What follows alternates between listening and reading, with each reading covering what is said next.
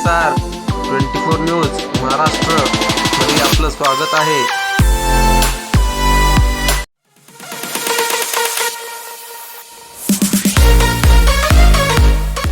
आज नळदुर्ग नगर परिषदमध्ये ऐतिहासिक विजय झालेला आहे।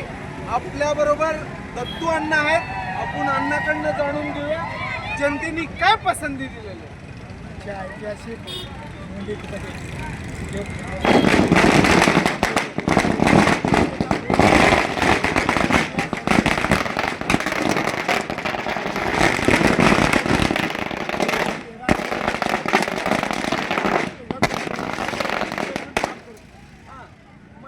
जनतेने जे पसंती दिली याच्याबद्दल आपलं काय? सत्तेने जे आहे ना, एक चांगला कॅरेक्टरवाला उमेदवार BJPचा जिंकता त्याच्या पसंतीने जे मतदान केलेलं आहे। दुसरे जे उमेदवार होते बाहेरून आलेले ते कुठलंच काम नाही केल्यामुळे त्याला घरी बसवा लागतं। मला सांगा, नळदुर्गमध्ये भारतीय जनता पार्टीचा विजय, कारण राणा जगदीश पाटील व या ठिकाणचे विकास याला महत्त्व दिलेले जनता आहे। आपल्याबरोबर आशिष सोनटके आहेत, कृषी बाजार समितीचे अध्यक्ष आहेत, आपण त्यांच्याकडनं जाणून घेऊया।